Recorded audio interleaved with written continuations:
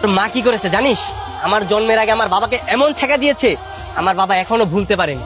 ঠিকই করেছে। ঠিক করেছে মানে? তুমি কি করে বুঝবা কোনটা ঠিক আর কোনটা ভুল? তুমি কি জানো তোমার এই মা কত বড় বিশ্বাসঘাতিনী? উনি আমাকে কত বড় স্বপ্ন দেখিয়েছিল। স্বপ্ন আমি দেখেছিলাম নাকি দেখেছিলে তুমি? বাবা, এই ঝগড়াঝাটি করে কোনো লাভ হবে না, আমাদের একটা সূক্ষ্ম চিন্তা ভাবনা করতে হবে। সূক্ষ্ম চিন্তা ভাবনা কিভাবে করব?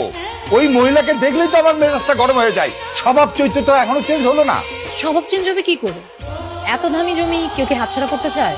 আমাকে না দিয়ে যাবে তুমি? আমি তো জানতামই না যে এটা তোমাদের জমি, আজকে জানলাম। এই জমির উপরে যদি তোমরা বিল্ডিং না বানাও, এই জমিটা আমার দিয়ে দিই।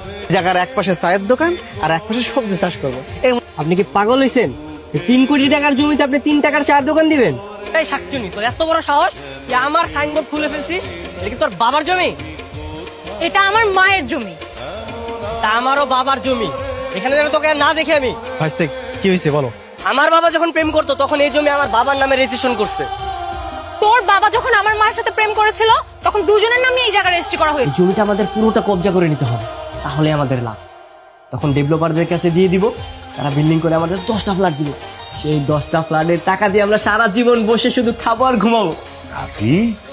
তুই তো দেখছি আমার চেয়ে বড় শেয়ান। দেখতে হবে না ছেলেটা কার। বাবা, ওই তো আন্টি চলে আসছে, যাও প্রপোজ করে আসো যাও। হ্যাঁ, এইবার তোমাকে একদম পারফেক্ট লাগছে। এইবার প্রপোজ করলে আন্টি একবারে 100-তে 100 রাজি। তুমি এখানে কি করছো? জানার আজ কিন্তু আমি তোমার সাথে ঝগড়া করতে আসছিলাম। এই বুড়ো কালে সে ভীমরতি, লোকজনকে ডেকে বলবো যে তুমি আমাকে ইপ্রিজিং করছো? ছাড়ো, লোকজন দেখবে তো। তুমি কি ভেবেছো আমি আগের মতো বোকা আছি? তুমি আমাকে ইমোশনাল ব্ল্যাকমেইল করে আমার জমিটাকে লিখে দেবে? কোনো একজন চাওয়ালার বুদ্ধিতে তুই আমাকে প্রপোজ করতে পারিস? আসলে চাওয়ালা না আর কি, আমাদের জমি আছে না, ওইখানে চাষাবাদ করে। চাষাবাদ করে? আমি দেখাচ্ছি। বুঝতে যাচ্ছিস? কেন? তোকে কেন বলবো? তুই তো আমার শত্রুপক্ষ। আমাদের মধ্যে বন্ধুত্বের মধ্যে এগুলো বাদ দেই না। বাবা আর তোর মায়ের গন্ডগোলে এমনিতে আমাদের বন্ধুত্ব নষ্ট হয়ে যাচ্ছে।